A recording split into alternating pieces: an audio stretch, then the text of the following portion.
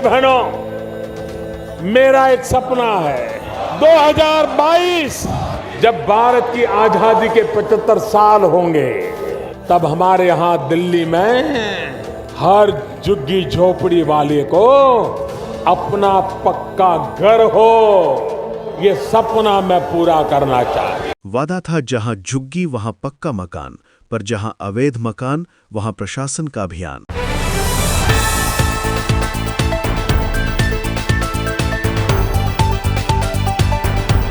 नमस्कार, आज हम मौजूद हैं रतन त्यागी जी के साथ, जिन्होंने बुराड़ी से पूर्व विधानसभा चुनाव भी लड़े हैं और ये सामाजिक कार्यकर्ता भी हैं। जानते हैं इनसे इनका रुख समाज के प्रति, समाज समस्याओं के लिए। सर, बुराड़ी शक्ति इंक्लेव में जो सीलिंग पे अभी जो कार्रवाई हुई है उसके बारे में आप क्या कहना चाहेंगे?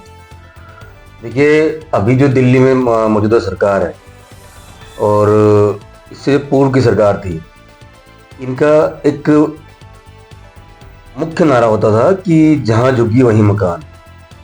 आज पूरी दिल्ली इस बात को लेकर हैरान है कि जहां आप झुग्गी के बदले मकान देने की बात तो कर रहे थे, उससे हमें कोई एतराज नहीं है, लेकिन जो लोग अपने मकान बनाना चाह रहे हैं, आप उनके मकान तोड़ रहे हो।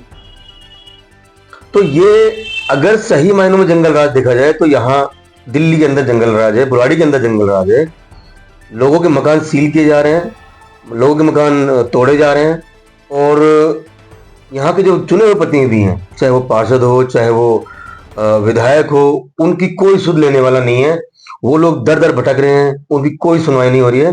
और अगर ऐसी ही सरकार मतलब रहे और ऐसे ही हमारा देश चले तो फिर मुझे लगता है कि जल्दी देश के अंदर नेपाल, श्रीलंका या बांग्लादेश जैसे हालात ना हो जाएं। क्योंकि जब व्यक्ति को आप इतना मजबूर कर दोगे कि जो व्यक्ति अपनी मेहनत से कमा के अपना घर बना रहा है, अपने बच्चों के लिए छत की तैयारी कर रहा है, आप उसको तोड़ने के लिए पहुंच जा रहे हो, तो वो कब तक इस चीज को सहेगा?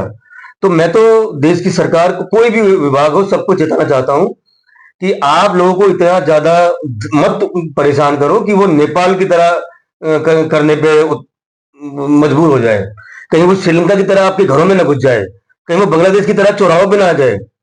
इसलिए सबसे मेरा निवेदन है कि लोगों के हितों के लिए काम करें, उनके मकानों को बचाएं, उनको तोड़ने की बजाय उनको सुविधाएं दें। आप लोगों को राशन देके बड़े खुश होते हो, आप उनको सीमेंट का कट्टा दे दो, उनको अच्छा सरिया उपलब्ध करवा दो। अगर आप नक्शा पास करने की बात करते हो तो उसके लिए अपने विभाग में नक्शा जो डॉक्यूमेंट होते हैं उनकी व्यवस्था कर दो, आप लोगों को फिर नक्शा बनवाओ। आज तक किस व्यक्ति ने बोला कि मैं नक्शा नहीं बनवाऊंगा?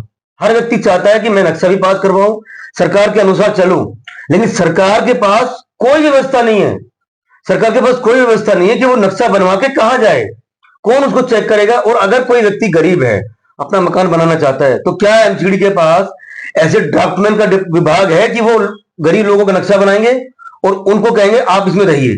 नहीं है। इनके पास अपना कुछ नहीं है, ना डीडी के पास ना एमसीडी के पास, और लोगों को बर्बाद करने के लिए आतुर हैं। पैसे लूट मची हुई है, उसके लिए सब कुछ कर रहे हैं। सर, एक सवाल और भी है कि यहाँ पे जल बोर्ड के पानी के कनेक्शन भी लीगल लगे हुए हैं और बिजली के मीटर भी विभाग से लगे हुए हैं और रजिस्ट्री भी होती है, तब भी इन मकानों को क्या अवैध मान के तोड़ा जा रहा है? क्या सही है? देखिए, ये बड़ी विडंबना है कि मुझे अभी उनको याद जरूर करना पड़ेगा। दिल्ली की मुख्यमंत्री रही शीला दीक्षित जी, जब अनऑथराइज कॉलोनी की बात आई तो एक बड़ी समस्या हुई कि ये तो अनऑथराइज है, आप इनके लिए काम कैसे कर सकते हो? कोई ऑथराइज चीज अनऑथराइज के लिए कैसे काम करेगी? उस समय अनऑथराइज सेल बनी, अनऑथराइज कॉलोनी सेल। उसके माध्यम से पहली बार शीला दीक्षित सरकार कॉलोनियों के लिए 1500 या 1600 करोड़, मुझे याद नहीं है पूरा, 1500 या 1600 करोड़ रुपए लेके आई स्पेशल कॉलोनियों में काम करने के लिए। 1640 करोड़। उसके बाद हो सकता है, उसके बाद कॉलोनियों के अंदर सड़कें बनाई गई, खंभे लगाए गए, बिजली पानी की सारी व्यवस्थाएं की गई। ऐसा क्या कमी रह गई कि इतना बड़ा स्टेप लेने के बाद, कॉलोनियों को एक जीवन दान देने के बाद, आज तक भी कॉलोनी के लोग मतलब अपने आप को अनऑथराइज कहलवाना चाह रहे हैं?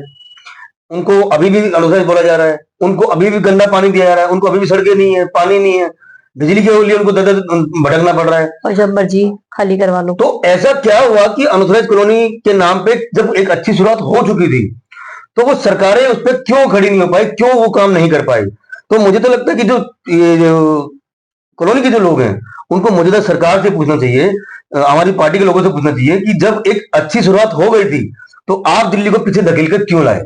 और आज कॉलोनी के लोग इतने परेशान हैं कि वो उनको पता नहीं कि उनका स्टेटस क्या है। एक तरफ मोदी जी बोल रहे हैं कि हमने पास कर दिया, एक तरफ केजरीवाल बोल रहे हैं कि हम सारी सुविधाएं देंगे, एक तरफ बीजेपी की सरकार दिल्ली में भी बन गई है, लेकिन उनकी स्थिति में कोई बदलाव नहीं है। आप जगह जगह जाके देखिए, जल भरा है लोगों के आसपास, मच्छर पनप रहे, गंदगी है दुनिया भर की। तो कुल मिला के लोगों को कुछ नहीं मिला, अनऑथराइज का अनऑथराइज ही रह गया और ये लोगों के लिए गाली की तरह है। ये थे हमारे साथ रतन त्यागी जी, जो बुराड़ी शक्ति एन्क्लेव में जो सीलिंग का काम हुआ है उसको लेके बहुत परेशान और दुखी दिखाई दिए।